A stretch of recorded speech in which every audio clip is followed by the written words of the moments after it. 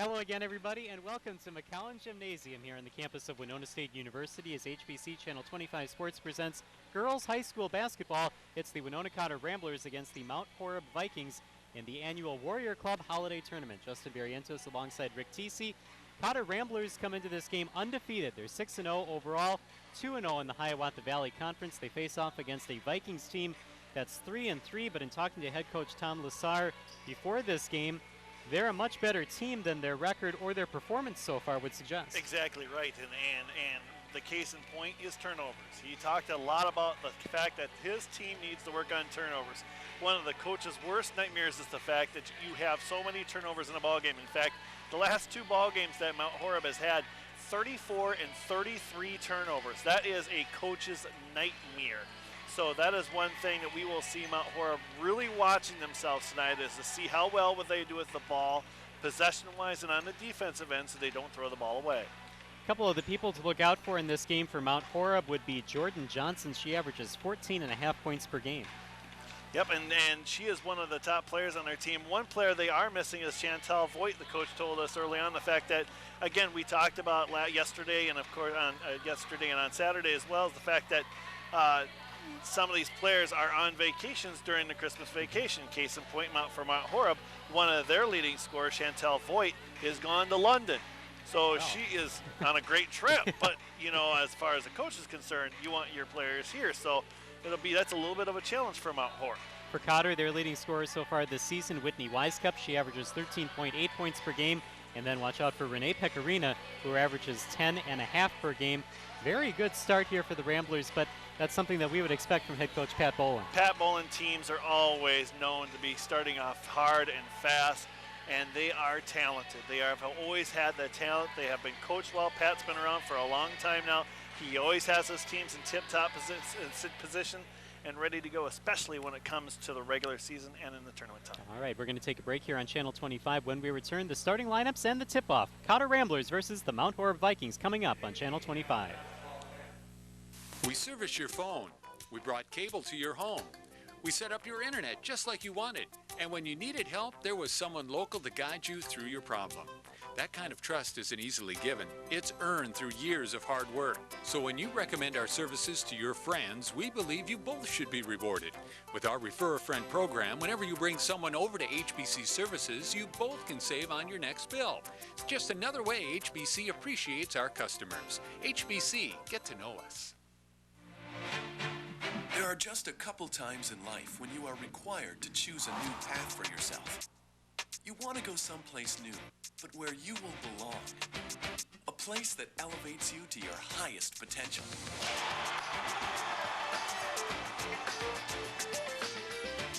Winona State University is a place where you can make a difference in school and in life. Join in. Stand out.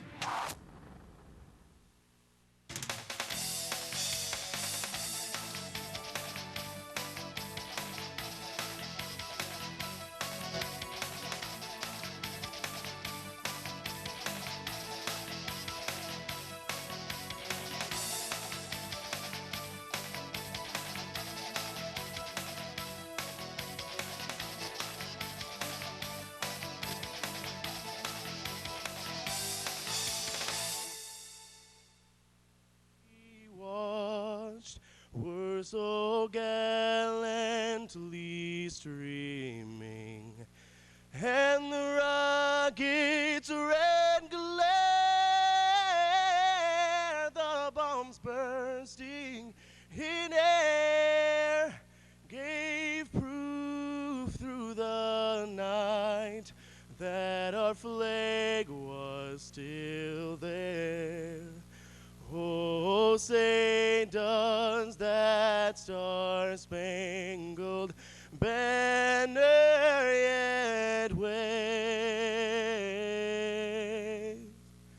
o'er the land of the free and the home of the brave?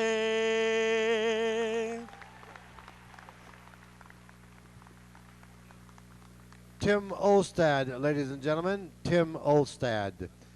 Introducing tonight's contestants Winona Cotter will be home team on the scoreboard. They're 6 wins, no losses, seeking and gunning for victory number 7. They'll be hosting a team from Wisconsin about 20 miles west of Madison, Mount Horeb High School. Vikings with a mark of 3-3, seeking victory number 4. Introducing the visitors on the scoreboard, standing 5'3", senior guard number 4, Aaron Goplin.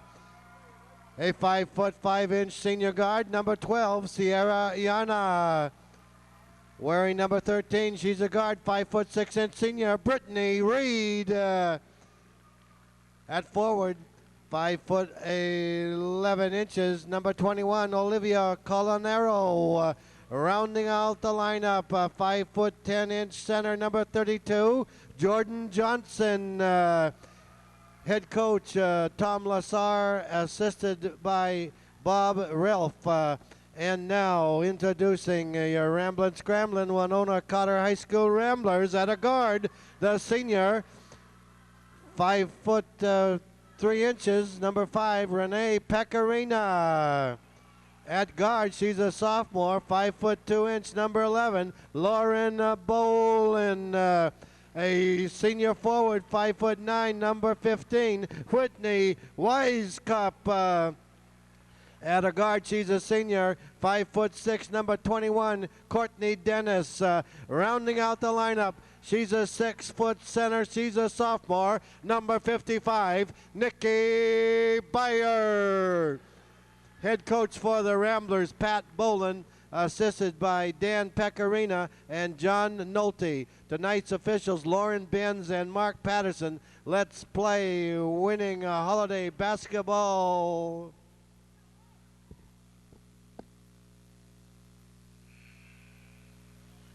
Well, the visitors on the scoreboard, Mount Horeb from just outside of Madison, Wisconsin. They're a school that's probably about the same size as Cotter High School, maybe a little bit bigger, in total enrollment of about 700 students. And they play in a very tough Badger conference there in Dane County, Wisconsin. And Division II is one of the toughest conferences in Wisconsin, so we know that they have been talented, they have been tested here. So Winona Cotter will be tested. Both teams like to go up and down the court, so we'll have to see who controls the ball better, like we talked about earlier. And how does Cotter deal with Mount Horeb's a little bit higher, a little bit height advantage. So we'll have to see how that plays out here early on in the first couple of minutes. Nikki Beyer taking the tip against Olivia Colonero, and the Ramblers get the opening tip and start out with the ball first. Renee Pecorina at the point, passing off to the leading scorer, Whitney Wisecup. Wisecup stopped over to Bolin. 2-3 zone by Mount Horeb so far, so they're gonna pack it in. Pecorina resets the offense.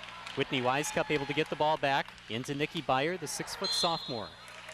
And a foul called on the Vikings.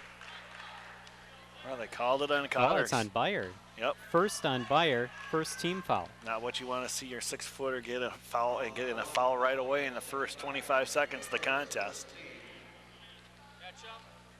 Match up. Come on, Court. Be ready, Court. Come on. Coming up court with the ball, Aaron Goplin, number 4, and there's a steal by Bolin. Bolin with the outlet to Courtney Dennis, who follows with the layup. Exactly what Cotter wanted to do right now. Get the press on, get some pressure, get some turnovers. Again, Mount Horeb is turnover prone. Courtney Dennis averages about 6.3 points per game for the Ramblers, and they'll play some tight defense here. Come on, Nikki. And another foul.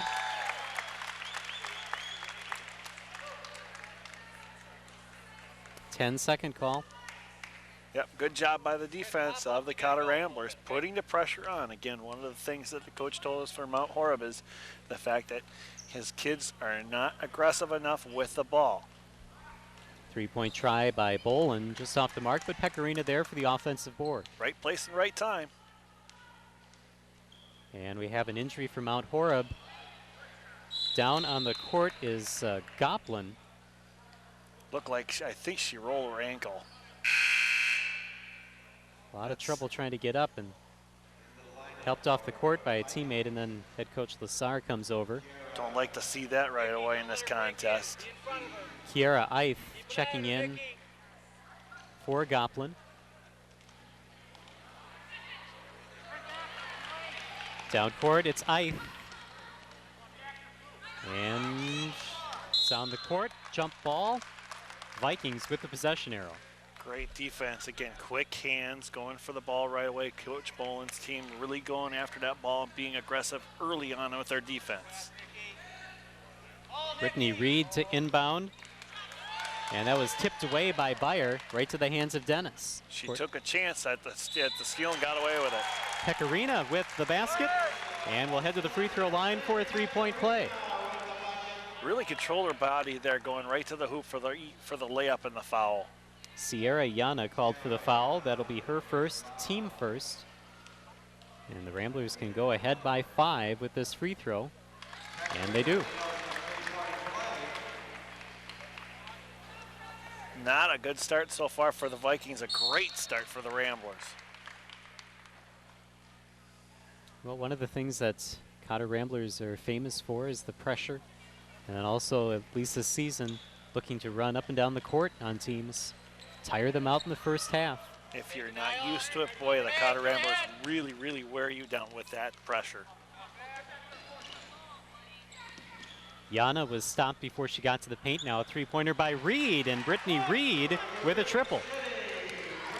Nice quick release, got it out of her hands right away, up in the air for the three-pointer. Pecorina with the nice pass to Dennis, and that hit the back iron, rebound by Reed. Reed with the outlet looking for Yana. She'll get it back to Colanero. Out of bounds, and it remains Viking basketball. We talked about the height advantage for the Vikings, but it's definitely the speed right now of the Cotter Ramblers, really controlling her early on here.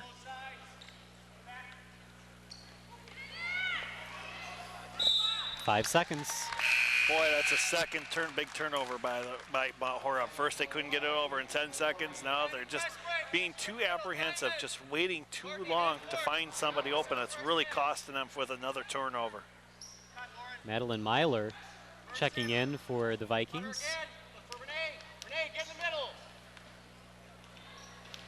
Bolin in the paint. Had that one knocked away. Johnson was able to get a hand on it underneath. It's out of bounds. And it will be Rambler basketball. Bolin a little bit out of control on that drive that time. Tried to look like she tried to get the foul on Johnson, but couldn't do it. And fortunately for the Cotter Ramblers, they get the ball back. Jamie Hornke, number 35, checks in for the Vikings. Ramblers are up by 2. Pecorina over to Wisecup. Renee Pecorina for 3. Just a little long, and Johnson with the rebound underneath. Ramblers keep the pressure up. Courtney Dennis nearly had a steal. Pecorina nearly had a steal. And they get it down court to Myler. And Mount Horeb will reset the offense. Boy, aggressive defense. Aggressive defense. Great job by the Cotter Ramblers, almost with another steal. You cannot take your eyes off of Renee Pecorina on the court because she will always go for the ball. She's got that quick little first step right to the ball right away. 3 players checking in. Nicole Kirkvold in for the Ramblers, along with Michaela Trainer and Sarah Speeton.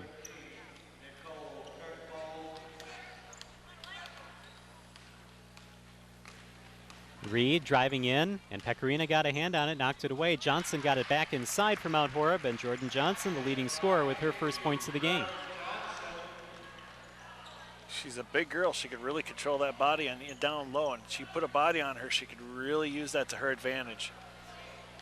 At times, Speeton lost the ball, and the Vikings come away with the steal. Got a bad break just off the foot of the Viking player. Ill-advised pass by Myler underneath the basket, and the Ramblers come away with the ball. Down court, Pecorina misses the layup, and the rebound goes to Hornke.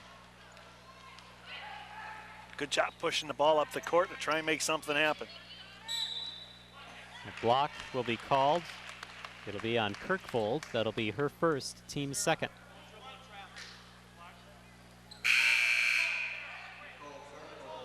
You'd have to say early on for the Cotter Ramblers, with 14-13 left to play, everything is going their way right now. I mean, it's a 5-5 score, but right now, though, the momentum is definitely on their side early on.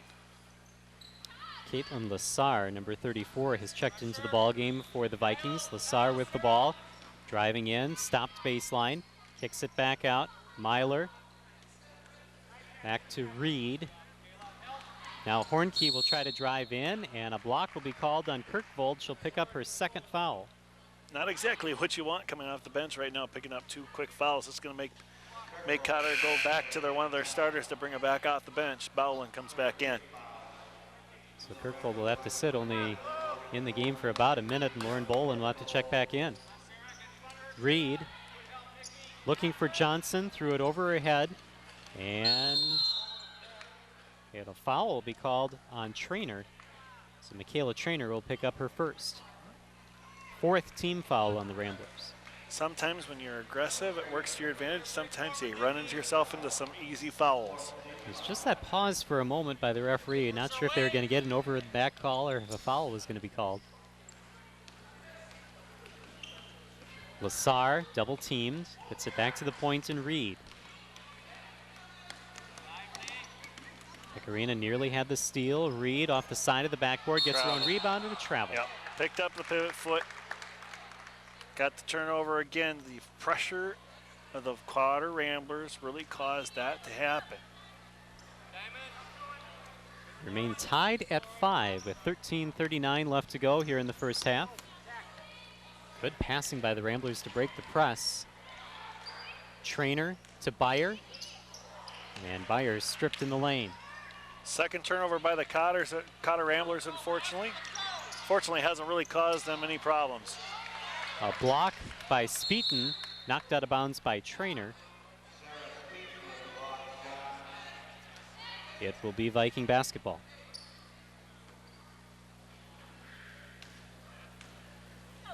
Vikings look to get something positive here. Grant, 5-5 ball game. And that's something right there. Perfect positive right there. Madeline Myler with a 2-pointer. And it's 7-5 Vikings. 3-pointer is just off the mark for Trainer. And now the Vikings will look to add to their lead.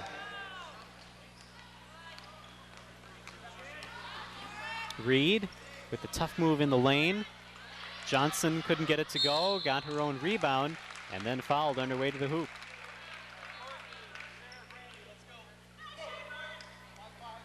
Beyer called for the foul. She'll pick up her second. 5th team foul. One thing you don't want to see is your big person get into foul trouble early. She has not really gotten herself into this ball game, and so now Beyer's going to have to sit down with 2 quick early fouls. Pecorina will also sit down for the Ramblers as Dennis checks back in. We'll see Sam Grandy, number 43, in as well for the Ramblers.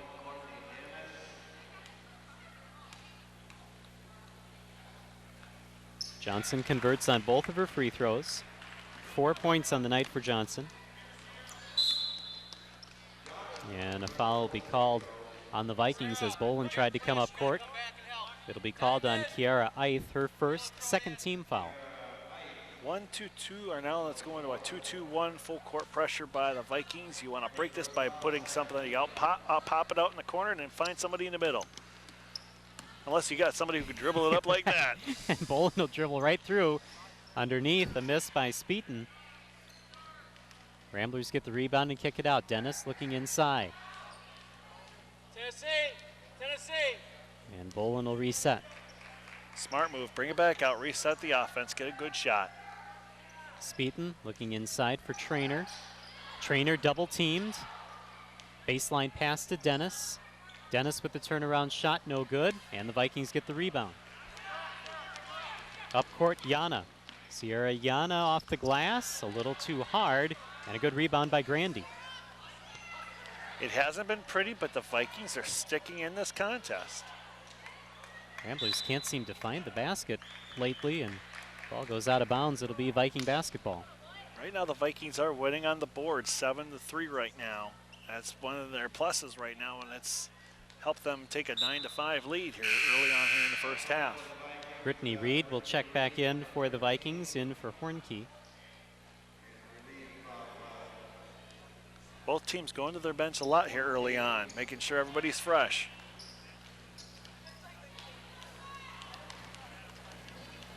Steal by Bolin, and Bolin will get the easy 2 points. And That's the problem right there. Turnovers right now for the Vikings, or what's hurting them?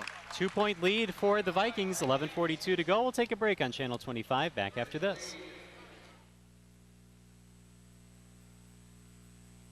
There are just a couple times in life when you are required to choose a new path for yourself. You want to go someplace new, but where you will belong. A place that elevates you to your highest potential.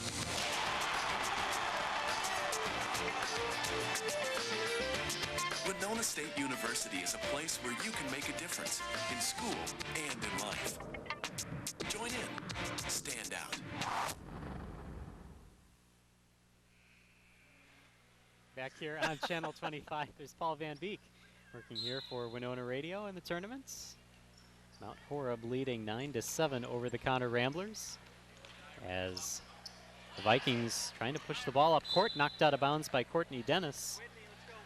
Man-to-man pressure all over the court is really it's a tough thing to do, and you either have to have somebody who can really dribble the ball well to break that press, or you have to use some picks to pop somebody open. Right now, that's what Mount Horeb's problem is having. They don't have a really solid dribbler who can really beat that press, and that forces them into bad passes. And as we said, this is a well-trained Cotter team. They know where they're supposed to be on the floor. They know what the system is. And unless you're on the top of your game, you're not going to be able to beat it. Exactly. And we've seen it all along in the conference, in the Three Rivers Conference and in the Hiawatha Valley Conference that they play in, of course.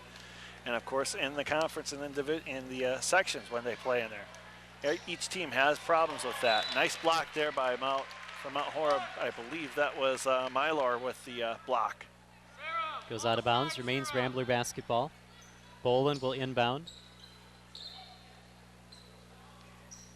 Dennis beyond the arc. Weiskup with the move to the hoop. Pass inside, and Courtney Dennis with the layup. Nice assist by Weiskup there to find the open player down low.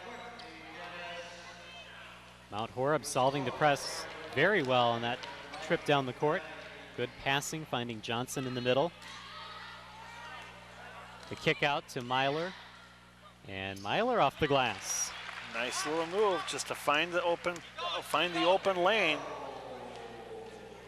Down court, Whitney Weiskup will put up the shot, just a little long. Out of bounds, Rambler basketball.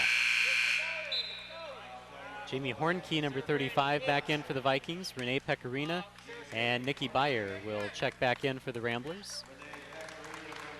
Yeah, again, to break those presses, again, you have to have a good ball handler, or you got to find some good picks and find somebody who can pass that ball really fast. Quick passing. Also checking in for the first time tonight, Liza Bear off the inbound pass. Byer can't get the short shot to go. Had the open shot, just could not finish it off. The unfortunate thing for the Cotter Ramblers there. Bear for the Vikings inside for Hornkey. Back out to Bear. Now Reed. Myler has the ball knocked away after making the good fake, and then the move to the hoop just couldn't control. Dennis, 2 times they're knocking the ball out of her hands. Nice job by Dennis to know where to go for it, and that's the ball, not for the arm. Liza Bear will inbound, finding Reed underneath the basket, and Dennis fights for the rebound.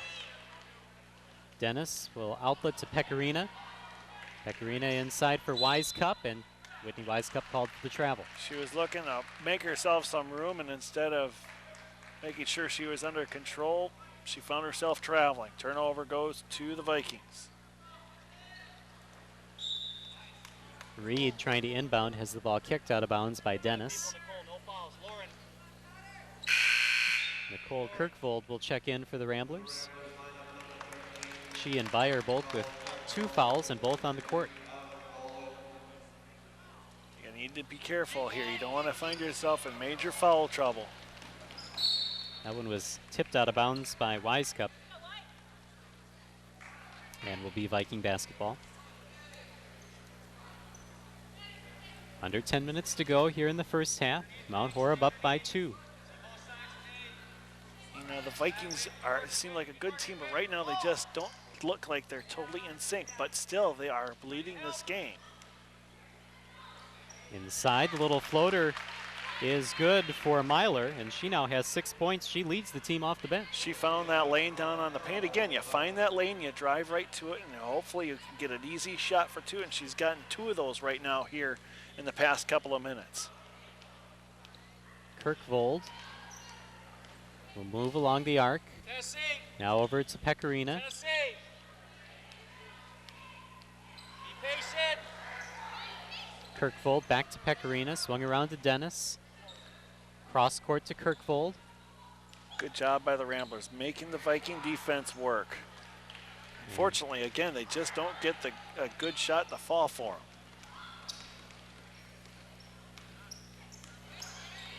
Myler picks up the dribble, looking to go inside. Beyer there to get a hand on it, but Reed picks it up, fouled underneath the basket.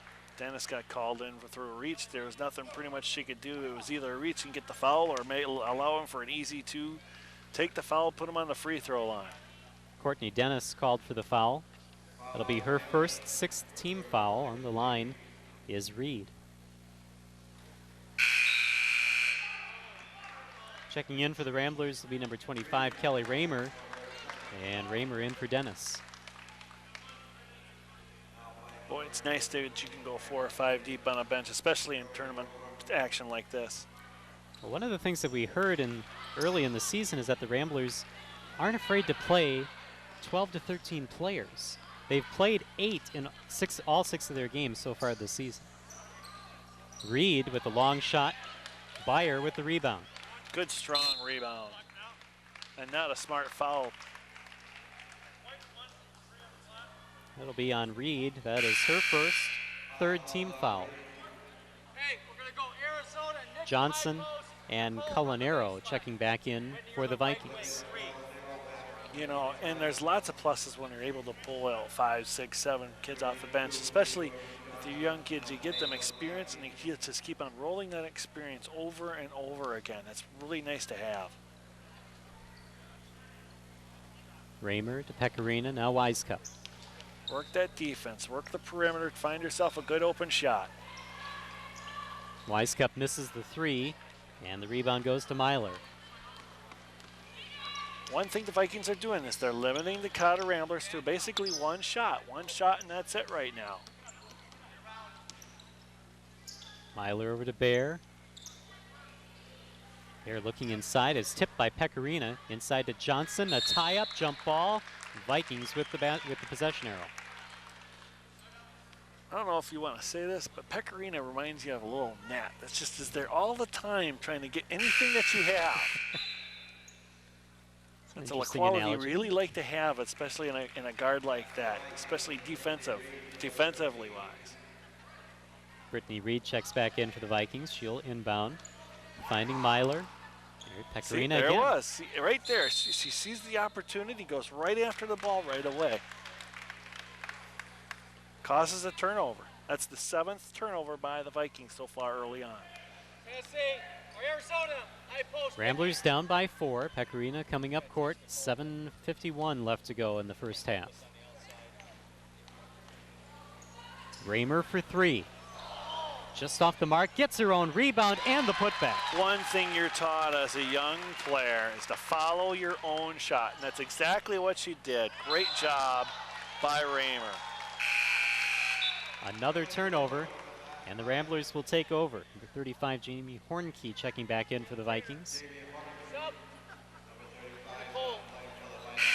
Michaela Trainer checking back in for the Ramblers, in for Kirkvold.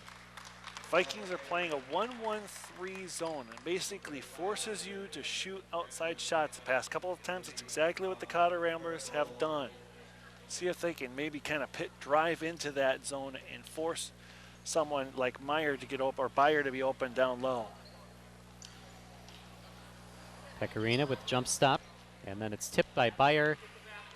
Saved from going out of bounds by Reed. Down court, Yana. And Sierra Yana will head to the line.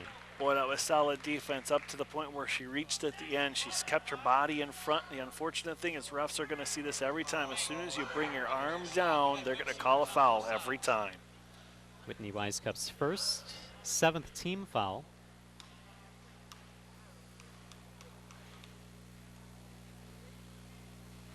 Yana misses her first. Lauren Boland will check back in for Pecorina. Interesting thing so far for the Cotter Ramblers is the fact that Wise Cup, I don't think, has had really any opportunities to get any shots off so far in this contest. The top leading scorer for the Ramblers. Yana misses both, but Johnson there for the rebound. Doesn't get the follow to go. Out of bounds, Rambler basketball. Boy, Johnson really got a quick step right into that lane right away, beating Meyer to the punch.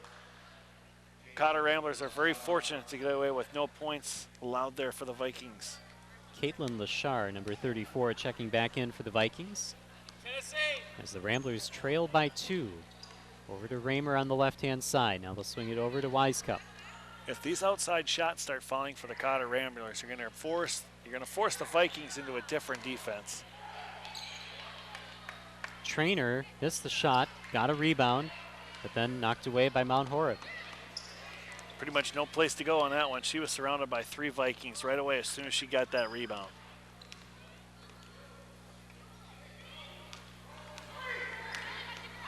Up top, Culinaro. Reed for 3.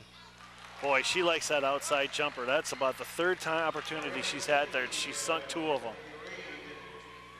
5-point Viking lead. It's over to Wisecup. She'll take the 3. And that just hit the front rim. Rebound by Hornke. That defense is really making Cotter shoot some uncomfortable shots, it looks like, early on. Just their outside shots just aren't falling for them right now. That might change. We'll have to see what happens, but the Cotter Ramblers just need to be keeping on aggressive here. Hornke was able to get the offensive rebound and a bucket underneath, and now it's a 7-point lead. Ramblers just don't look comfortable right now. Need to get something going on here. Raymer will take the 3, and that's skipped over the rim. Trainer picks up the rebound, and Coach Pat Boland will call a timeout for the Ramblers. He sees his team down by 7. We'll take a break here on Channel 25. Back with more right after this.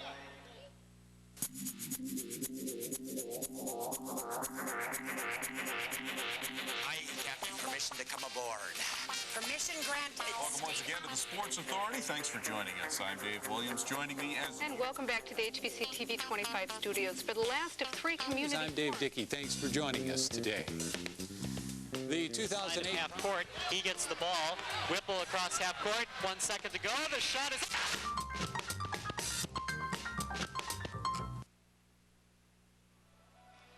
Back here at McCollin Gymnasium, 18-11 your score. The Mount Horeb Vikings leading the Cotter Ramblers. Justin Barrientos alongside Rick Thiesse here on Channel 25. And a real interesting comment that I heard from Pat Boland right when he got into the huddle talking to his team was, just because we get the ball in the spot that we wanted on the floor doesn't mean you have to take the shot. Exactly right, and it comes to a little bit more patience. I think if the Ramblers took a couple more passes, they're passing it around the perimeter. As soon as they pass it to one side, it looks like they get the Vikings off balance. If they would take that extra pass or 2 to get to the opposite side, whoever gets that ball on the wing could maybe then, again, against that 1-1-1-3 zone, kind of kick easier. Instead of taking a 15-footer, they can maybe take a 10-footer, an 8-footer, make it a lot easier shot instead of contesting for those way outside jumpers. See what you got. Boland swings it around to Raymer. Pecorina looking to go inside, and it's stolen by Reed. Idea was there, it just not a good pass there. Reed got past Pecorina, then passes off to Culinaro. Johnson. Good defense down low by the Cotter Ramblers. Wisecup there with the defense. Shut the big girl down. That time she got called for the reach. That'll be the 2nd on Whitney Wisecup. And the 8th team foul. Again, that's why when you're aggressive, it's great, but when you're aggressive to a point, if you go past that line of being too aggressive, that's when you're going to get called with the reaches and the hooks, and that gets you in foul trouble and puts them to an advantage. And so far the Vikings are taking advantage of those opportunities. It's the first free throw missed by Jordan Johnson. Vikings had a 2nd opportunity, missed that shot as well. Down court, Trainer, jump stop, over to Boland. Boland with the ball fake, moving in, stops short of the lane. Pass off to Wisecup, who draws the double team, and then stolen away by Lashar. One problem looks like the Cotter Ramblers are having, as soon as they get that ball down low, the bigs for the Vikings really surround them quickly, and so they're having problems with that height. Raymer gets the rebound over to Pecorina. Nice move by Pecorina to get away from Reed. Pecorina with the bounce pass underneath to Lauren Bolin. Nice pass by Pecorina to find the open Bolin on the opposite side.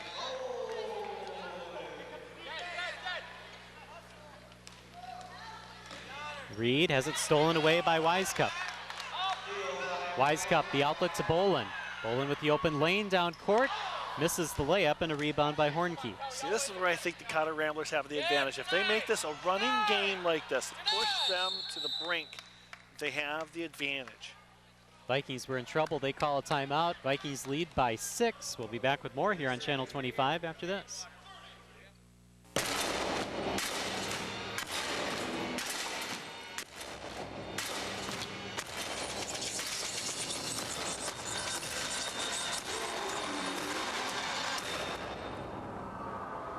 We'll set things right.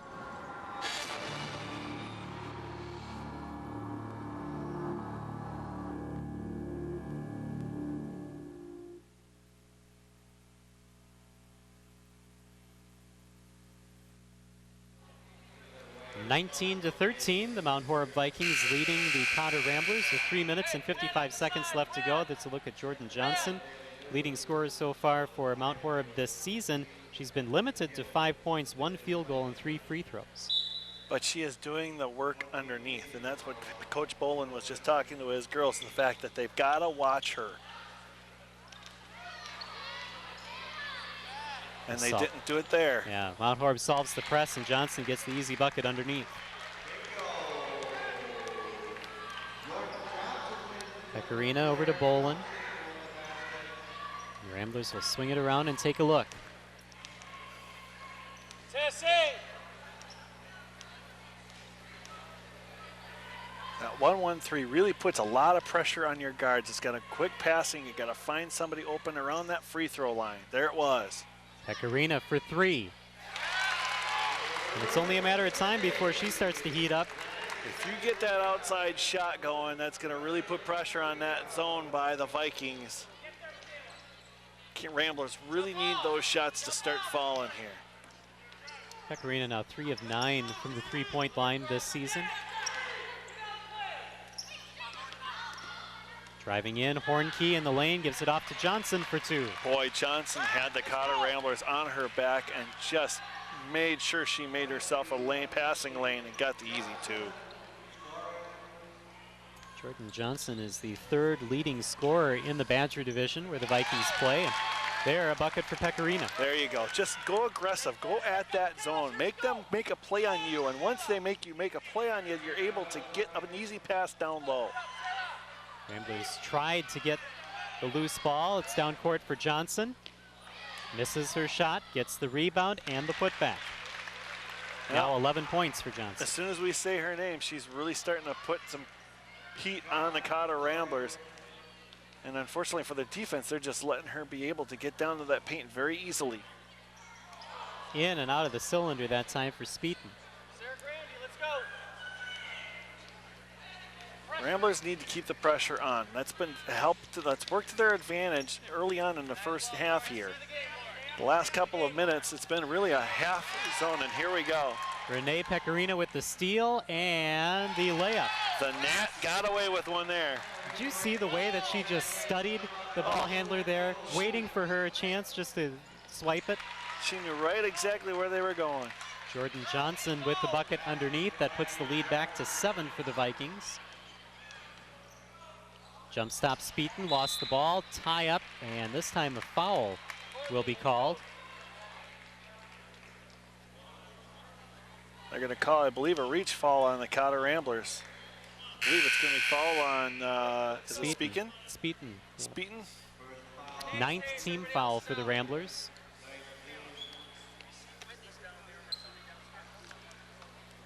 The problem is the past couple of times the Vikings have been able to beat the Cotter press by basically throwing the long pass to Johnson. She's had a couple of easy layups. That's hurt the Cotter Ramblers here in the past couple of minutes.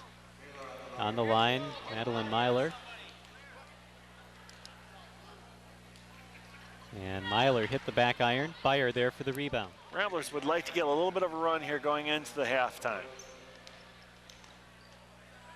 Courtney Dennis bounced around, didn't go in, out of bounds. Rambler basketball. Ramblers down 27-20, and right now the Vikings have really taken control of this game the past 7 minutes. Beyer over to Dennis. Back inside to Beyer. Strong move to the hoop, little strong on the shot.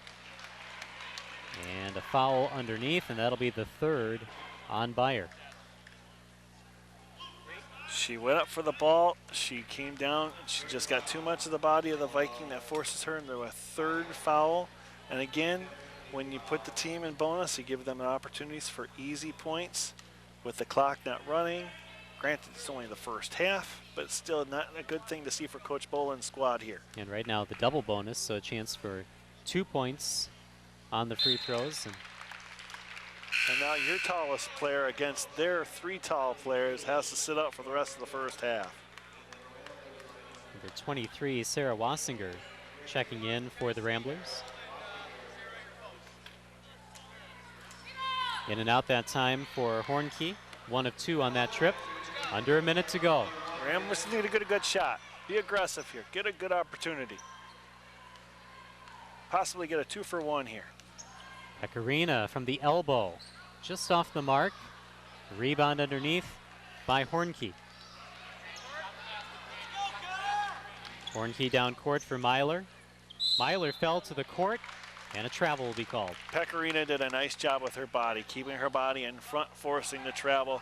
Again, another solid defensive play by Pecorina and the Cotter Ramblers. Lauren Bolin checking in. Bolin in for Dennis. 2-pointer or 3-pointer pulls you within 6 or 5 right now.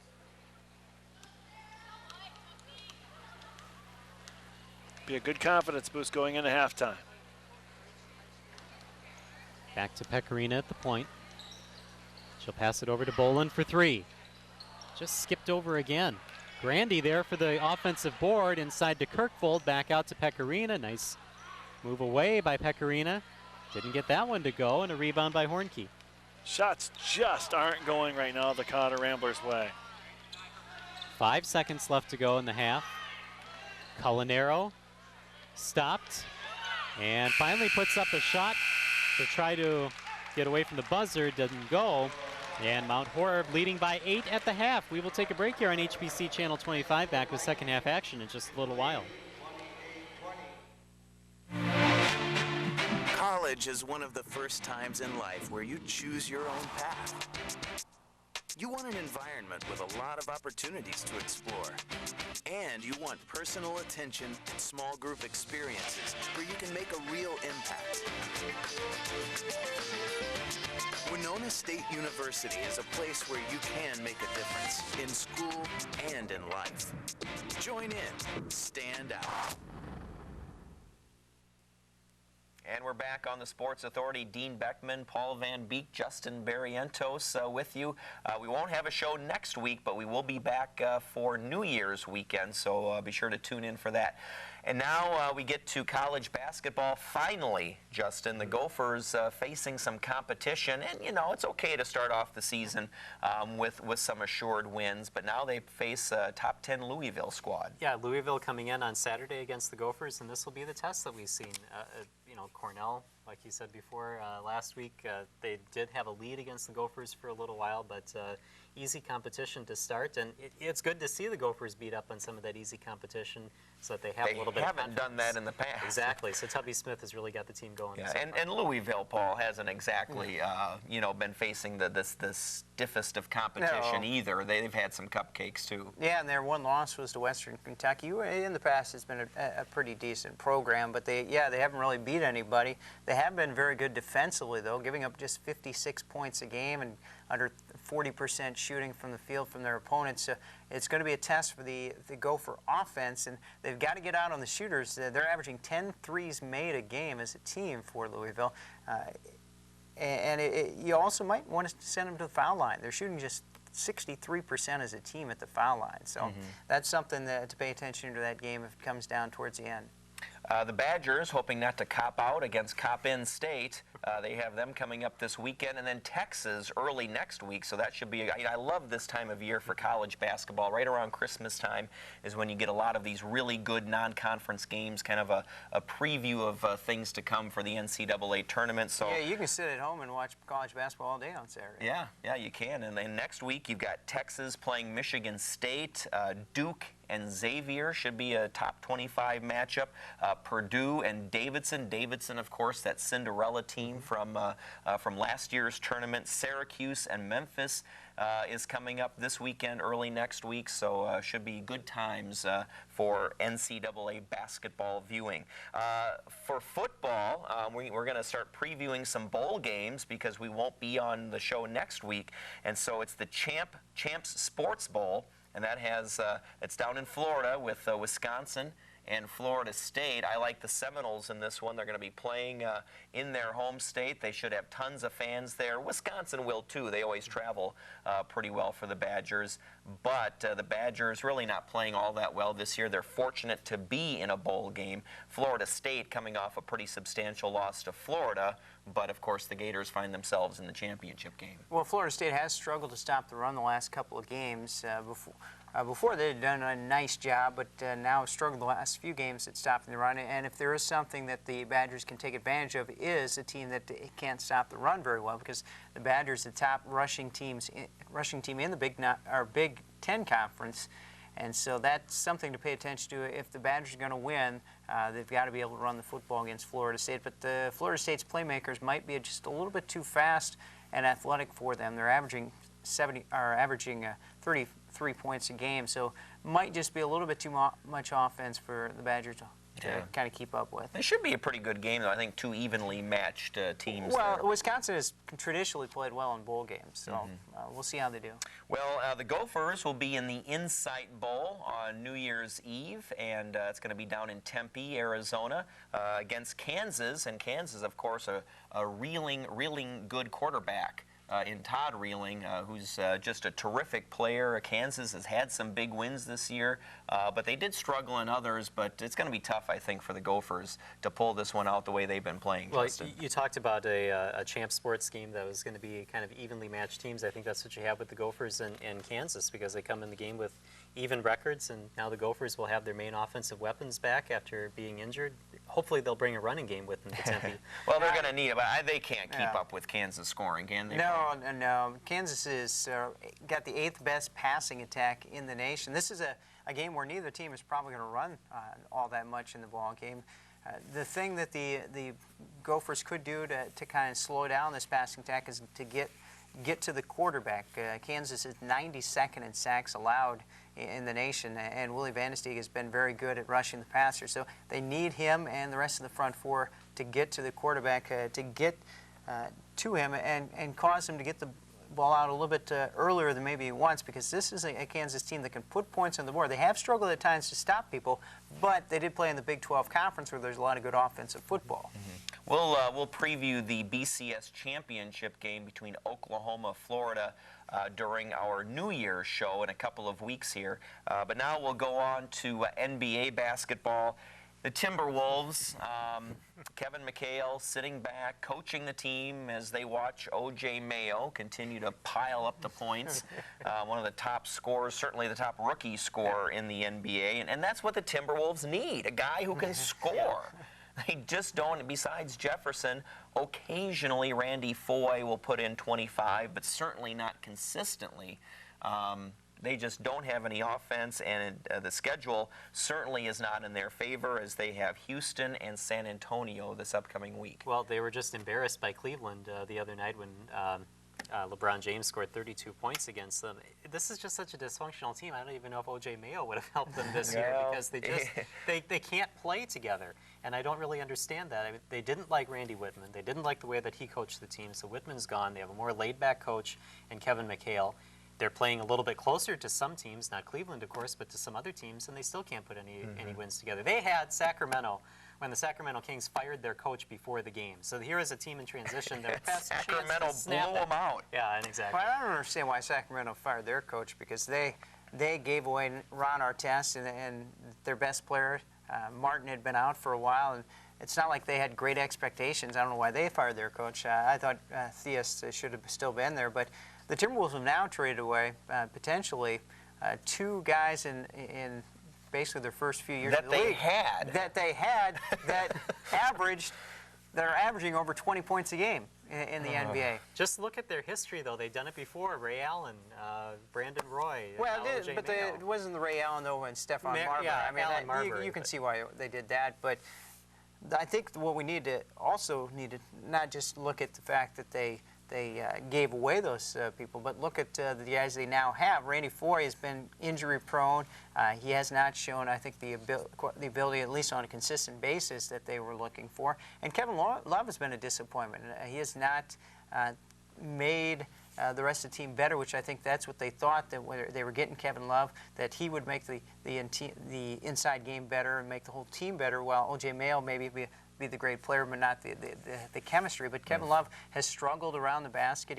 He's not been able to get his points. Yeah, free throws, he struggled free throws. He might turn it around. Yeah. But and I like Kevin Love. He brings you some of those intangibles, that toughness and the rebounding that other players don't. But it's not making the team better at this point. And at that high of a draft pick, I mean, those are kind of intangibles you can get elsewhere, I think. But you also, I think, need to point, as great as Al Jefferson has been, why hasn't he made his team around him better? Because Kevin Garnett, he didn't at times have the greatest supporting cast, but he still got his team in the playoffs. He made his team around him better. Why isn't Al Jefferson making his team better? Because obviously they're taking steps backwards. Yeah, the Bucks a little bit better, not overly consistent. They have about 11 wins compared to the Timberwolves 4, but their schedule is better this week with the Knicks, Clippers, and Utah. The Wild could use some scoring. They face the Islanders and Blues this weekend. Good to have Marion Gaborik back, a goal and an assist in his first game back. Paul, we got to the whole agenda. I hate to say I told you so, but we do have to go. Merry Christmas, everybody. Thanks for watching. We'll be back in a couple of weeks. Our New Year's show right here on the Sports Authority on HBC. Thanks for watching, and Merry Christmas.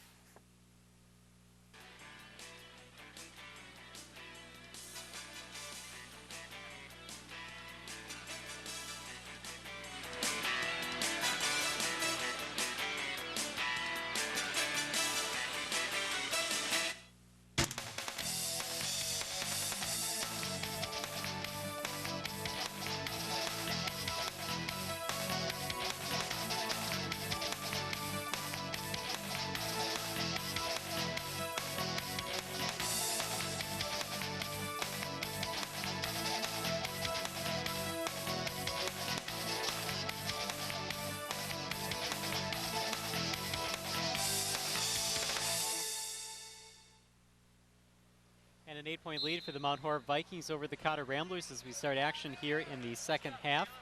And as we were talking about, Rick, during the halftime, Ramblers really settling for long-distance shots. Leading scorer Whitney Wisecup without any points. Post player Nikki Byer without any points. Yep, and they have been settling for those long shots, and it's forced for easy rebounds for the Vikings. The Vikings have a 16-9 early rebounding advantage. They have been leading the Ramblers to just one shot only. And here's what the Ramblers need to do, exactly what they just said. Their pressure defense is going to offer them opportunities on the offensive end. And they need to take advantage of those. Right there is one of them. Lauren Boland starting out the scoring for the Ramblers, 6 points on the night, cuts the lead to 6. Pressure, pressure, pressure. The Vikings have difficulties with press. This is where the Cotter Ramblers really need to step it up. They did force, they forced the turnover there. Trainer underneath with the bucket, but they also forced one 10-second call in that first half. Yep. Another steal, Pecorina with the steal. Inside, Wisecup kicks it out to Pecorina for 3.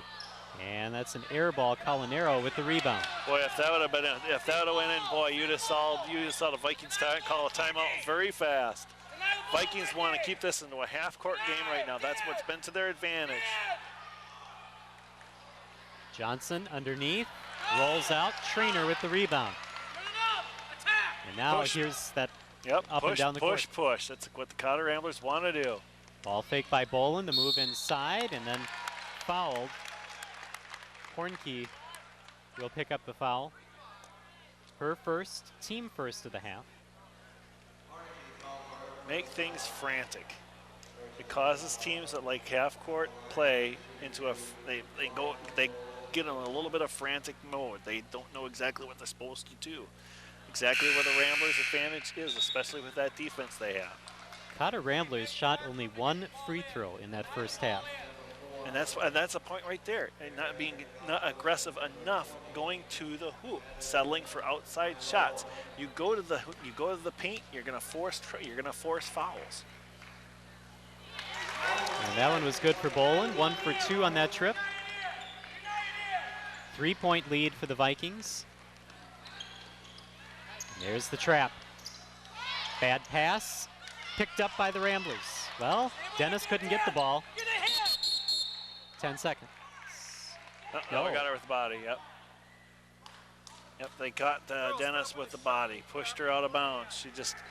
They almost had the steal. 2 Cotter Ramblers ran into each other. It gave the opportunity to go ball back for the Vikings. They took advantage, and that made her foul. Jump it out, Lauren! Yana up top to Goplin, and it's good to see Aaron Goplin back on the court after rolling an ankle in that first half. Looks like it's pretty well taped on that left ankle there. Steal by Pecorino. Pecorino with the no-look pass to Bolin. Tipped by Dennis, and Trainer grabs the loose ball. First 2.5 minutes, the Ramblers have really, really wanted the ball. Right now on a 5-0 run.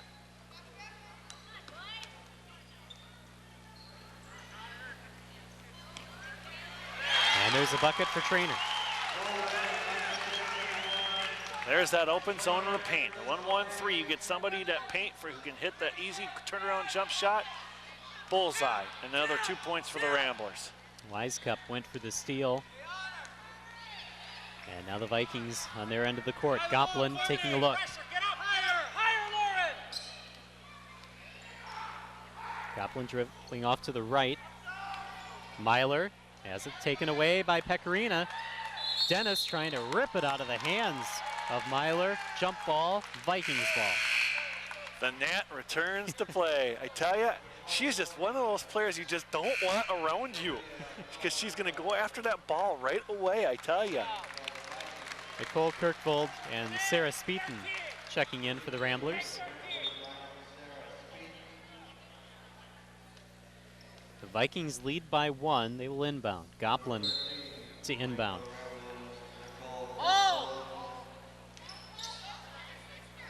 Jumper off the mark. Trainer with the rebound. Here comes Trainer. The speed of Trainer, count it, and the foul.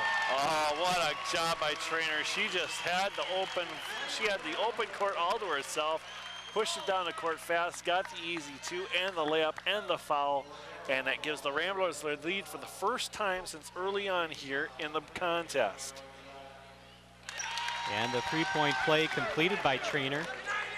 You mentioned the Ramblers had led 5-0 at one point, and right then is when Mount Horeb turned it on, took the lead, and now the Ramblers have taken the lead back again. Boy, you gotta love that defense. Boy, she got away with the travel, but they called timeout just in time. Good call on the timeout there. Ramblers lead by 2. We'll take a break on Channel 25. Back with more after this. If you are interested in any HPC production you've seen on Channel 25, copies can be ordered by contacting us at 507-474-5863 or by mailing a request to HPC Productions, 58 Johnson Street, Winona, Minnesota 55987. This copyrighted telecast is presented by the authority of Hiawatha Broadband Communications Incorporated and cannot be reproduced or retransmitted in any form, and the accounts and descriptions of this game or event cannot be disseminated without the express written consent of HPC. 30-28, the Cotter Ramblers lead now at 14:29 left to go in the half. I got to give my man credit. Off the air, we were talking, and he says, Pat Bolin knows how to make changes at halftime. I know that. You know that. Yeah.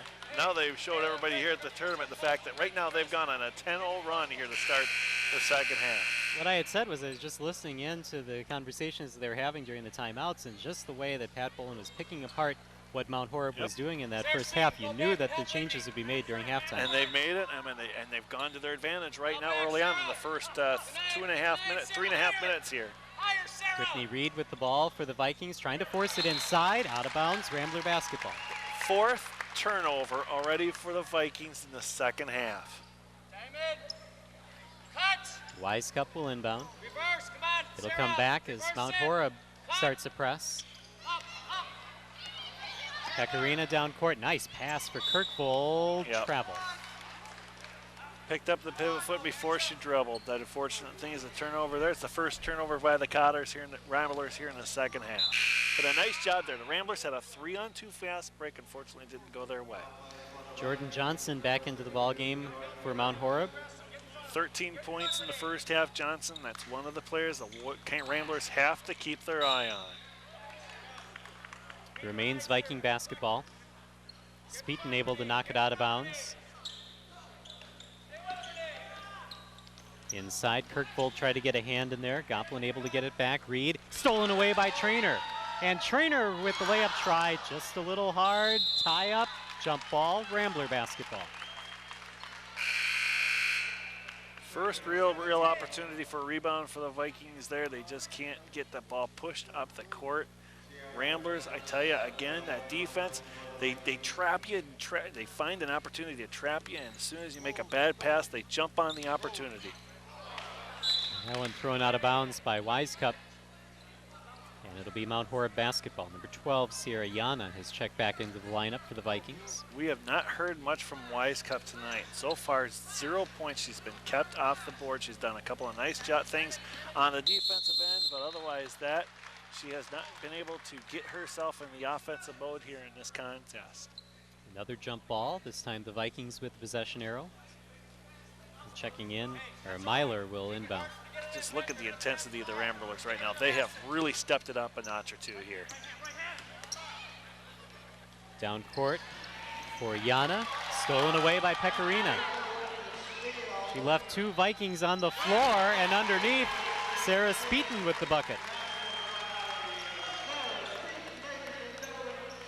12-0 run now for the Ramblers. Speeton with the pressure, trying to ride the opponent out of bounds. I think they're going to get Speeton with the body. That'll be her second, and the second team foul of the half. Bolin, Dennis, Beyer, and Grandy will all check back in for the Ramblers. And a well-deserved rest for these four girls. They have really stepped it up on the defensive end. Again, it's just like football. Defense sets up your offense. Same thing for basketball. If your defensive pressure really puts pressure on a team, you're going to force turnovers, and it's going to give you opportunities for easy baskets. So far the second half, that's exactly what's happened for the Ramblers. Vikings looking for some sort of opportunity and stolen away by Beyer. Down court, back to Beyer. Able to power inside, and the first bucket for Nikki Beyer. That's nice to see the big girl get into scoring here. Now you know everybody, almost all the cylinders are fully going, and that's a turnover for the Ramblers. 7 turnovers in the first 5 minutes here. Hornkey checks back in for the Vikings. Inside to Beyer. And Beyer will head to the free throw line. That's what you teach your big girls. Go up strong and force them to either foul you. And Coach Pat Bolin and the rest of his coaching staff really do a nice job working on a lot of the basics for the Ramblers. Second on Hornkey, third team foul for the Vikings.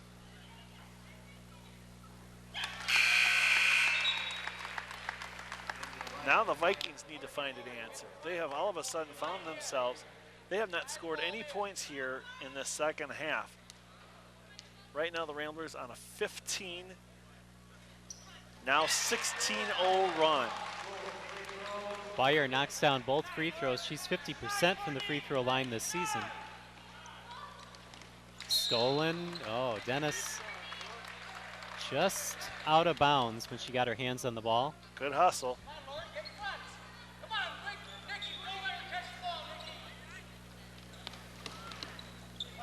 The inbound goes to Ike. Stolen away by the Ramblers. 8th turnover by the Vikings now in the second half alone. Bolin trying to go to the basket, fouled. They'll catch Yana for the foul, her second, 4th team foul. Vikings really look frantic. They look so out of sort right now. They have barely gotten the ball past the half-court mark in several opportunities here. Ramblers need to keep this going. They've got all the momentum their way. Bolin had the ball knocked away by Yana. Bolin back over to Dennis. Dennis going up for the shot, foul.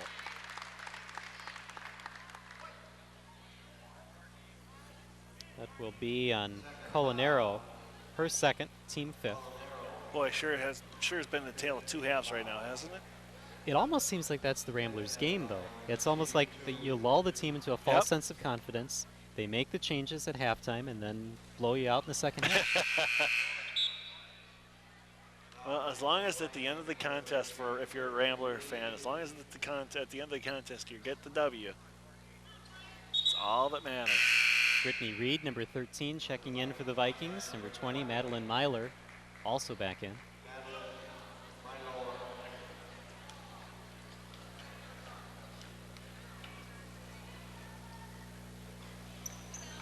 And Dennis misses the free throw. Out of bounds. Viking basketball. Seems like right now, as soon as the Cotter Ramblers are able to knock that ball out of bounds, especially, they really have a tough time getting that ball in bounds. Now watch, they get themselves in a corner, which allows the Ramblers to get the trap in. This time the Vikings break it. Unfortunately, it looks like they almost got a turnover, and they do. Stolen away by Kirkvold, then she'll throw the interception. Myler picks it up. Johnson gets the tough rebound. The shot rolls out. Dennis battling for it, out of bounds. Viking basketball. I swear, I think the first half the Ramblers maybe shot 20% from the field. Right now, I think they're way above 50-60% right now. And again, it comes off their defense and getting easy layups, easy opportunities in the paint. Wise Cup trainer and Pecorino all back in for the Ramblers.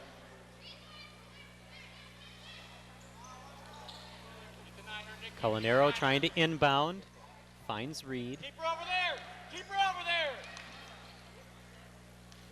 Back to Colanero. Looking inside for Johnson. Nothing easy for Johnson underneath there. Bayer tipped it, but right to Colanero. Defense really working them hard down underneath. Count that and the foul. And I believe that's on Bayer. That's going to be her 4th.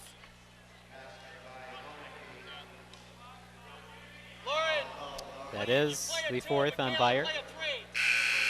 3rd team foul for the Ramblers. Hornkey with the bucket. First 2 points in the second half at the 11:46 mark. So they went almost 6 minutes and 14 seconds in the first half without a field goal.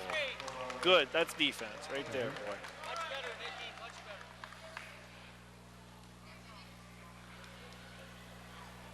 Three-point play opportunity is good for Hornkey. Now that's what the Vikings needed. Now they need to start slowing this game down a little bit or get a steal, and exactly what they did there. Yana with the steal, throws it off the leg of Pecorina, so they'll call the kick, and the Vikings will retain the ball. Yeah, Renee found herself just in a little bit of harm's way there, and an easy steal for the Vikings to get an opportunity here, pull themselves back within 3. Reed inbounds, Colanero with the shot, and that's the first bucket for Colanero tonight. The Vikings have the height advantage. They used it to their advantage right there. Speeton with the hook inside. Just rolled out of the cylinder. Tipped. And Speeton will get it back. That hit every part of the rim except the net. Ramblers will reset the offense. Pecorino over to Bolin. Wisecup. Back to Bolin for 3. Attack the 1-1-3 zone. You find somebody on the wing open every time. You should find somebody open that did. They were able to take advantage of it there. Yana finally gets it across the timeline to Johnson. Count it, and the foul. Once things start going to Ramblers' way, all of a sudden, finally, the Vikings are finding a little bit of offense. Johnson right now has been really much the answer for the Vikings. She has give the Ramblers fits. Trainer called for the foul, her second, team fourth. On the line, Johnson for a chance at a three-point play, and she connects. Johnson 4 of 5 from the free throw line, 16 points on the night. She has taken advantage of every opportunity she's had. Vikings have crawled back within 3. Bolin fouled, will shoot 2. That was all set up by Pecorino breaking that trap. She went, again, they were the 2-2-1 full court trap. She split right between the gap and all of a sudden found an easy 3-on-1 fast break. Gives the Ramblers the opportunity here at the free throw line. Bolin misses the first. Foul was called on Caitlin Lassar, her first, team 6th. Bolin, a 60% free throw shooter. Shooting 50% tonight, 2 of 4, but she does have 11 points. Reed trying to dribble out of trouble, 3 Ramblers around her. Wisecup got a hand on it, but right back to the Vikings. Now a 3-point try. That was missed by Lassar, and the Ramblers will push it up court. Speeton with the layup. There's the speed of the Ramblers right there. They got the rebound. They had 2 players already going on the fast break in the lanes. Easy 2 points for Speeton.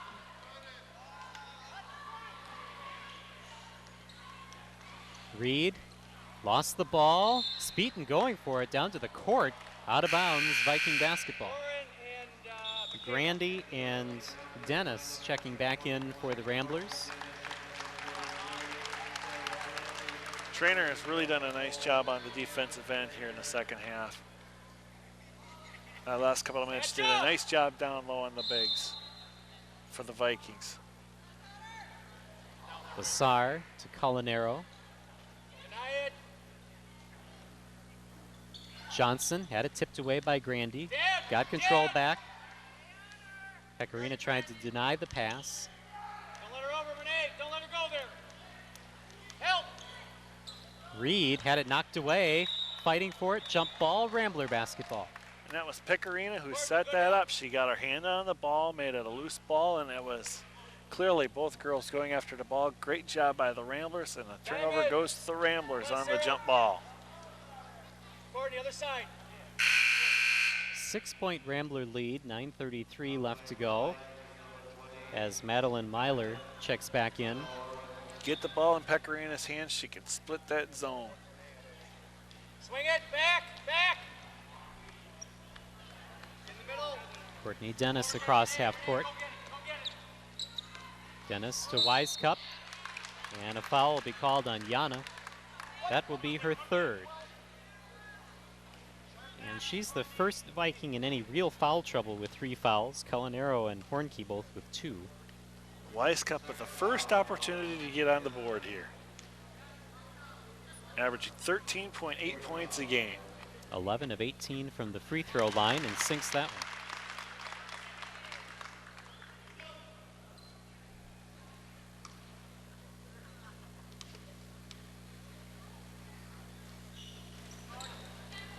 Johnson with the rebound off the free throw miss.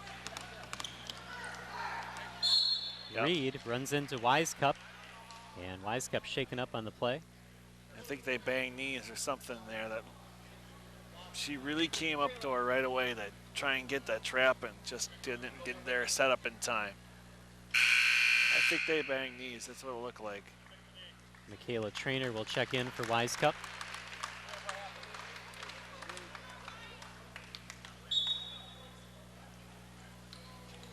Reed to inbound. Culinero to Johnson. Johnson trying to power inside, stripped.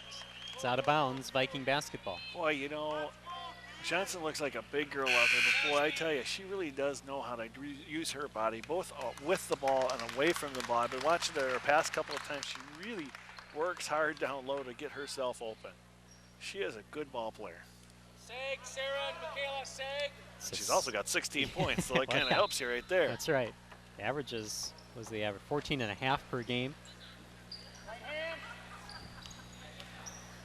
Myler trying to find an opening. Yep. And a block on Kirkvold. Yep. That will be her third. That's a right.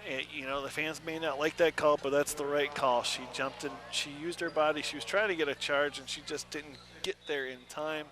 Good call there by the referees. Inside to Johnson. Misses off the glass. Grandy battling for the rebound. Johnson wrestles it away and gets the bucket. Johnson may have gotten away with a little bit of a travel there.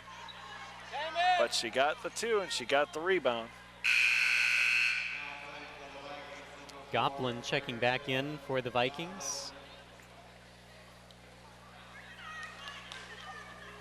Go Nicole. Cut. Reverse it. Reverse it. Turnover for the Vikings, and then the Ramblers steal it back. I'm not going to say it. I'm not going to say it. 10 turnovers right now for the Vikings here in the second half. 20 total here in the contest. Renee Pecorina resetting the offense over to Kirkvold.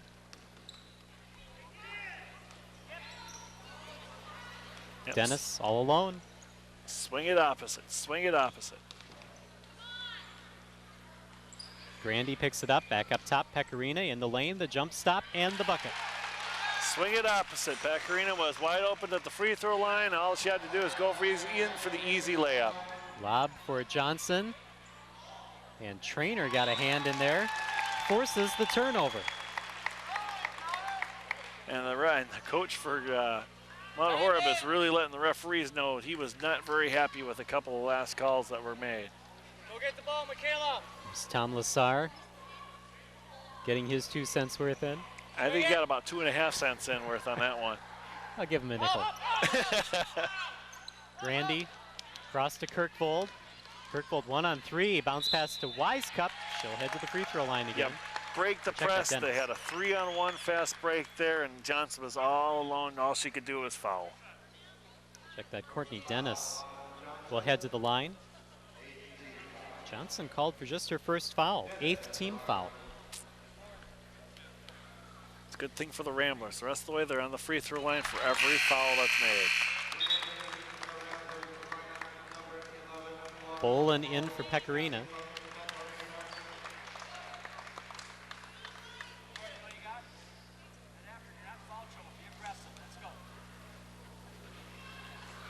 And Dennis hits both.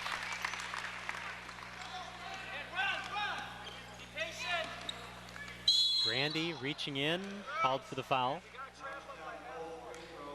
That'll be the first on Grandy, and the 7th team foul on the Ramblers.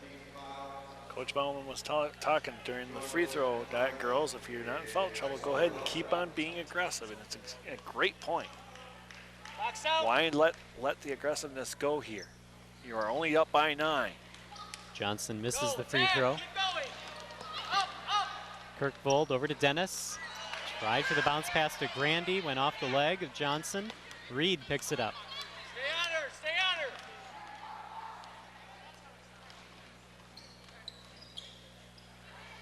her. Out on a wing, it's Myler. Gives it off to Reed. Little forearm shiver. And it's out of bounds. Kind of cleared her off, didn't she? She kind of did a little clear off on that one.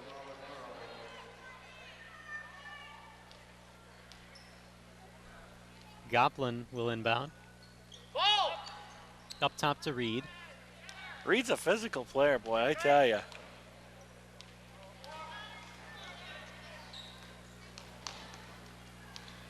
Colinero out to Reed for 3. Just hit the back iron. Reed hit a couple of three-pointers in that first half, and since then she has been silent from the field. Yep. Boy, and those shots are just rainbows. Those go up about 20 feet in the air before they start coming down. Foul is called on Sierra Yana. That's her 4th, 9th team foul on Mount Horeb. Nikki Beyer checking back in. We haven't seen a whole lot of her in the second half. Well, foul trouble does that to a girl. You only got 4 points so far. She's been really tested down low, and she got in the foul trouble early. 2 quick fouls. That kind of put her behind the 8 ball there in this contest. Like to see a good couple of minutes out of her here. Bolin misses. Beyer crashes to the court.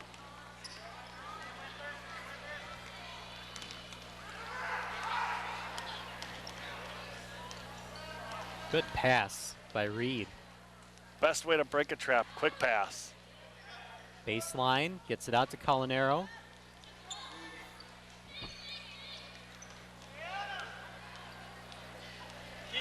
This is the first real good offensive possession by the Vikings right now. They have really passed that ball around well, trying to get an open shot here. Only down by 9. Hornkey tried to go in. Beyer there standing her ground. Wow, good job by Beyer. Just stood up and put her arms straight up in the air. No chance of calling a foul on her on that one. Trainer, 2-pointer. Misses, and a rebound by Goplin. Goplin down court. That was good defense by Lauren Bolin to just stand there right underneath the basket and deny the shot. She was out of control there. She was not in the control when she put that ball up. Good defense by the Vikings to force the Cotter Rambler player to step out of bounds. Turnover goes back to the Vikings. Wisecup and Pecorina check back in for the Ramblers. 5th turnover of the second half for the Ramblers, 10 overall. Ramblers hold a 9-point lead with 6:06 left to go in the game. Goplin looking to inbound.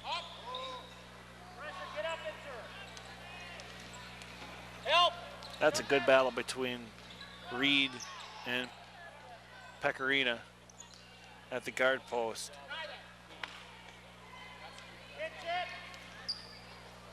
In the lane, that's good for Myler. Myler had 6 early on in that first half. She has not been hurt. Again, another player that has not been hurt a lot here in the second half for the Vikings.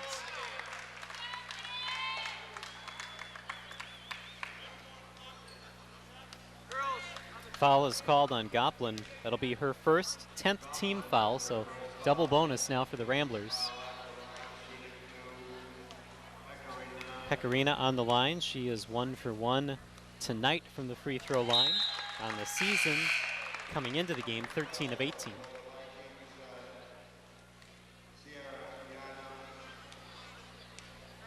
Sierra Yana will check back in. She's got 4 fouls. The only Viking in any major foul trouble. Pecorina now with 14 points after knocking down those free throws.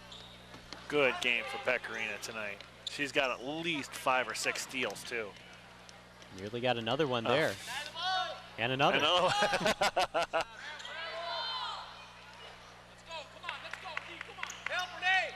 Myler, back to Reed. I would not be surprised to see her get a couple more here. Rebound by Beyer. Pecorina with the down court pass for Bolin. Can't finish. Colinero with the rebound. What a great pass by Pecorina to see Bolin down low like that.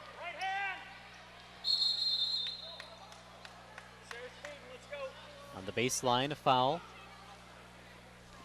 It will be on Kirkvold, her 4th, 8th team foul. And now Speeton will check in for Kirkvold. Not much Kirkvold could do there. She was going right at her. If she tried to hold her position, they were going to call her with a blocking foul, so puts the Vikings on the free throw line to pull them possibly within 7. The Vikings really need to get something going here. They got to beat that pressure, and they got to find Johnson and get some open shots outside. Hornkey now 3 of 4, excuse me, from the free throw line, 7 points.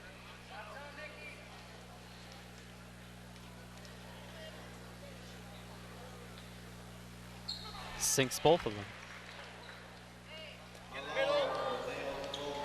7-point lead for the Ramblers. 5 minutes left to go here in the game. Wise Cup from the free throw line. Oh, it's finally nice to see Wise Cup get a field goal. Nicely done job. She found herself wide open in the paint. Johnson fouled by Beyer, and that'll be her 5th. Got beat on the run.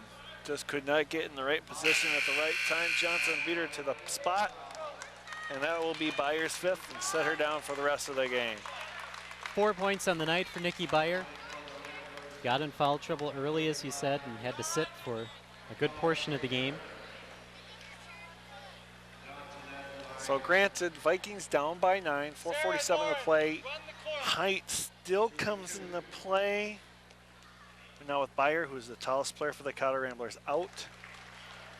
But you're also forced to kind of go in the up-tempo kind of situation, which is the Ramblers' strong part. It's been the strong part the entire second half. Johnson 1 for 2 from the free throw line, a scramble for the ball, and it's Viking basketball.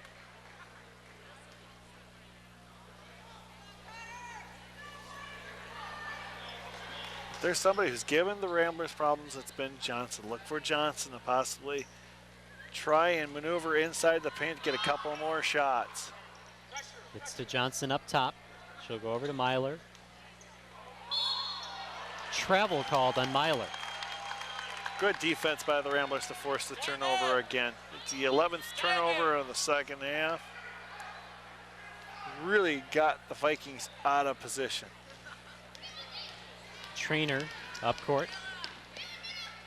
Nice job breaking the press right in the middle of the zone. 3-pointer by Wise Cup. Just off. Johnson with the rebound. That was a college 3. Yeah. And the foul called on the Ramblers.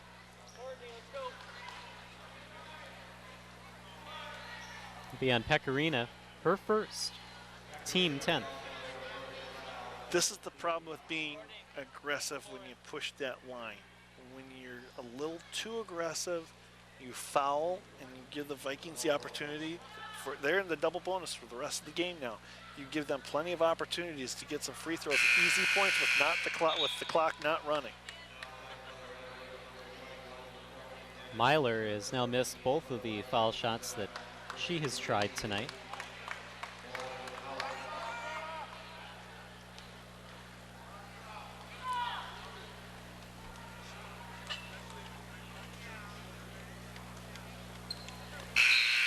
And Myler 1 for 2. 11 points in the afternoon. That's her. She's the second player for the Vikings in double figures. Still only up by 7 are the Cotter Ramblers. Need to keep on being able to dribble and beat the press. Beat the Vikings on the defensive side of the court before they set up their defense. Wise Cup passes to Trainer. Trainer with the bounce pass to Dennis, and Dennis to the free throw line. Got her with the body. I believe Reed got her with the body from behind. Second foul on Reed.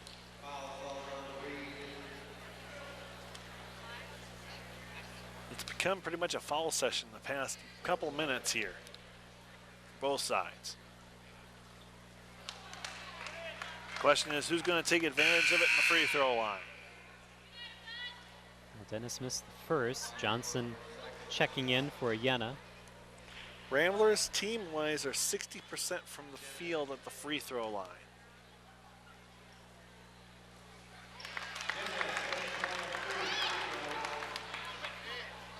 Dennis now with 7 points after hitting that free throw. Down court for Johnson. Good off the glass. Boy, I tell you, that's one thing the Vikings have really done well is when they find they're able to get it to about the three-quarters area on the court, and they're able to find Johnson wide open down low. Now they get a turnover, and they could pull themselves within 4, but a bad throw there. Steal by Trainer, ripped out of her hands by Hornkey, and Hornkey with the bucket. All of a sudden, now the Vikings press is kind of once or twice now has caused the Ramblers a little bit of problems. Dennis for the layup, a little hard off the glass. picked up by Wisecup, put it on the floor, stolen by Goplin, and then a foul will be called on Dennis.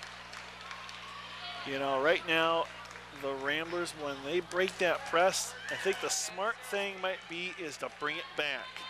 You know, they have the 3-on-1 opportunities. They have missed a couple of those chances. Instead of bringing it down and taking those opportunities, bring that ball out the back out, set their offense up, see what they can see, take some time off that clock. Unfortunately, again, right now, the Vikings are able to possibly put some points on the board with the clock not running. Bolin and Kirkvold checking back in for the Ramblers. Yana back in for the Vikings. This is turning out to be a free throw shooting game right now.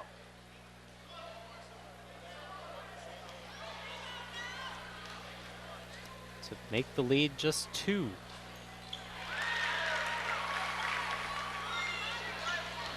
Hornkey now with 10 points. Steal by the Vikings. And a block will be called on the Ramblers. It'll be on Bolin, her first.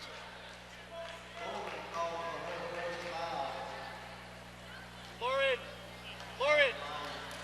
Boy, I tell you, I don't like your chances when you go free throws versus free throws right now.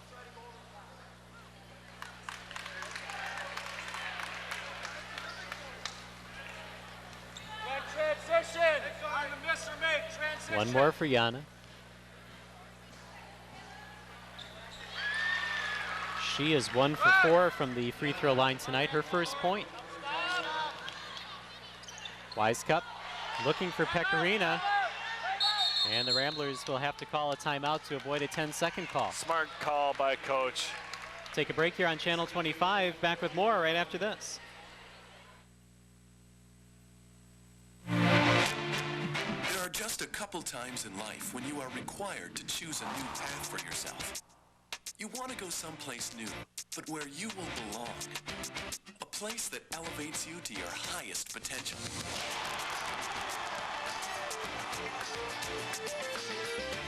Winona State University is a place where you can make a difference in school and in life. Join in. Stand out.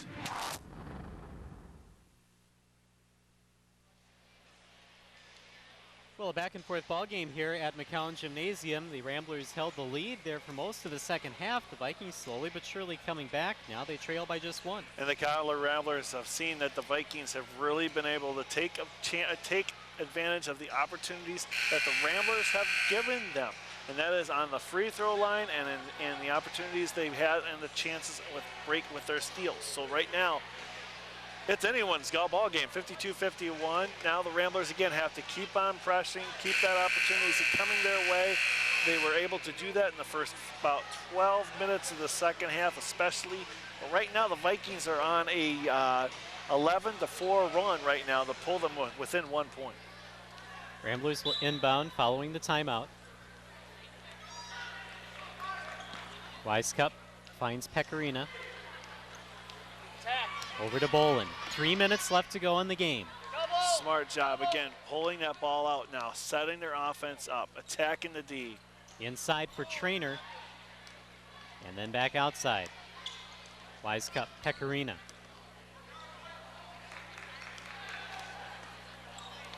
This is classic Cotter ball control offense. Oh, gotta love it. That's beautiful offense. Set things up. Beautiful job by Pecorina. Attack that zone, attack its zone until you find an opportunity, find the weakness. Stolen away by Mount Horeb. Tough break there for the Ramblers. Ramblers held the ball for about 42 seconds, then they get the steal by Bolin. Bounce pass for Kirkvold off the glass. Oh, nice pass. Kirkvold's first 2 and they couldn't have come at a better time. Reed down court, it's a sprint for the ball. Culinero picks it up. And Wisecup called for the foul. Yep, got her with the body. Just couldn't beat her to the spot. Michaela, you get the ball in the high post. Get it out. That is the 4th on Wisecup.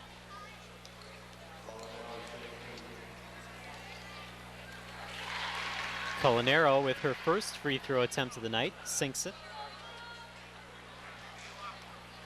Vikings have done a pretty good job at the free throw line tonight. Except that one. See, I did it to him. You jinxed him. I jinxed him right away, just like that. Johnson tipped that one out of bounds. It's Rambler basketball with 1:56 to go and a 2-point lead. Wisecup finds Pecorino. Beat the press. There you go. And a kick. It's the only thing Johnson can do for the Vikings. She doesn't kick that ball. It's an easy layup for the Cotter Ramblers. Vikings are 14 of 26 from the free throw line tonight. Bolin for 3, misses. Trainer gets the rebound, kicks it out to Pecorino in the lane, and Pecorino gets it to go. Boy, you gotta love Pecorino, and a great job to get the offensive board there by the Ramblers.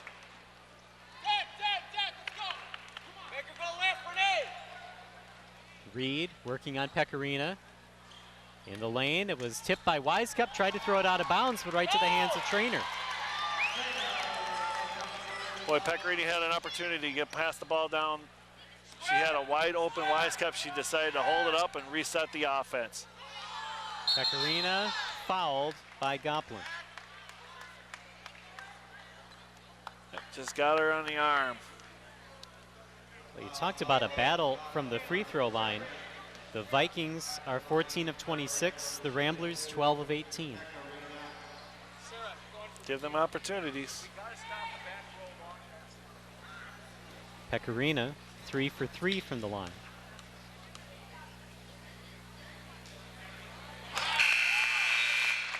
Boy, I tell you, if I'm going to start a girls basketball team, I want Pecorino on my squad. I'll take her any day. Shoots well from the line, well from the field, tenacious on defense.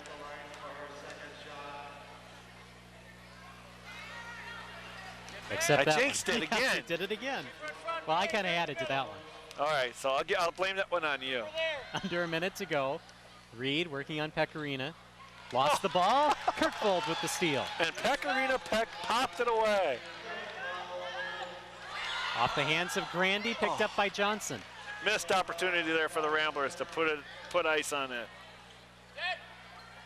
They get it out to Reed. 35 seconds to go and a timeout called by Tom Lassar and the Vikings. We'll take a break on Channel 25. Back with more after this. We service your phone. We brought cable to your home. We set up your internet just like you wanted. And when you needed help, there was someone local to guide you through your problem. That kind of trust isn't easily given. It's earned through years of hard work. So when you recommend our services to your friends, we believe you both should be rewarded. With our Refer a Friend program, whenever you bring someone over to HBC Services, you both can save on your next bill. It's just another way HBC appreciates our customers. HBC, get to know us. Back here on Channel 25, a look at the Cotter bench as Pat Bolin instructs his team up by 5 with 34.7 to go. Tom Lassar talking to his Viking team, trying to keep them in this one and see what they can do with just a little time on the clock. Beat the press, beat the press, beat the press. That's all you got to do. You beat the press, you're going to force them to foul you, and that's where the Cotter Ramblers have to ice this game at the free throw line. They're 5-1 run right now going into the last 2 minutes here in the contest. And most of those have come for the free throw line. The Ramblers only shot 1 free throw in that first half. Since then, they are 11 of 17 in the second half. Easy points. And again, it comes to the aggressiveness on the offensive line, going to the paint and getting steals. Sandwich, Renee in front. Vikings inbounding. They get it back to Reed for 3. And that's the first 3 that she has made this half, 3rd of the game, and a timeout called by the Vikings. That was one player I was just going to say you got to keep an eye on. She hit those 2 3-pointers in the first half, and that was, she didn't call a bank, by the way. That did go in. But now it's up to the Cotter Ramblers offense. They have to bring the ball inbounds. They'll make sure good quality passes. get the ball in Pecorina's hands and see what she can do with it. If she breaks the press or she finds somebody open, you're forcing the Vikings then to foul you. And we've seen that the Ramblers can hold on to the basketball, so they could kill the rest of this clock at 29.3. The problem with the Cotter Ramblers, right, they have had 8 turnovers here in the second half, so they have had a little bit of issue with the turnover bug. Just be careful with the ball. Good solid passes again. If they can break that 2-2-1 full court press that the Vikings have had, get somebody in the middle. If Pecorina is double teamed, she has found Wise couple of times to break the press. She has found Bolin a couple times to help break the press. So we will have to see if Kirkvold, who is on the court now, and the rest of the Ramblers can finish the job here with only a 2-point lead. Quick game reset here. Both teams over the limit for a double bonus. The Ramblers have the possession arrow. 3 timeouts for the Ramblers. No timeouts left for Mount Horeb. So the Ramblers have plenty of opportunities, plenty of options here, just in case they do find themselves in some sort of trouble. Wise Cup inbounds to Pecorina. Get away from the trap. Dribbles out of trouble. Bounce pass to Kirkvold. And Kirkvold foul. Hard foul on Culinero. But again, a smart foul, it's exactly what the Vikings have to do. If they couldn't trap and get a steal, you foul right away, and you put it in the hands at the free throw line. We talked about this for the past 5 minutes. This game is going to be won or lost at the free throw line. Kirkvold has not attempted a free throw tonight. And gets the shooter's touch. She's got a little bit of a smirk on her face on that one, too. Kirkvold coming into the game 50%, 11 of 22. This one makes a 2-possession game.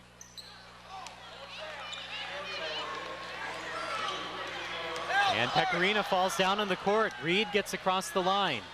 12 seconds to go. Tipped by Kirkvold. Watch for Reed. Reed driving in, puts up a shot. Kirkvold with the rebound, and Reed will foul right away. Why would you try to drive when you're down 3 points? I don't think Reed really understood the situation. She had a jump shot at the top of the key. She could have taken it. Instead, she drove to the paint, put up a really not a good quality shot, and it gives the Ramblers an easy opportunity here to possibly put this game out of reach. My only guess would be that she drove inside trying to get the bucket and draw the foul. Yep, exactly. Good point. Kirkvold with one more chance here to make it a 2-possession game again. Can't get it to go, and the rebound by Hornke. Reed puts up a desperation shot, and the Ramblers come away with a 58-55 win over the Mount Horeb Vikings. Well, one of the things that we said, you couldn't really look at the record and tell how the Vikings were at 3-3.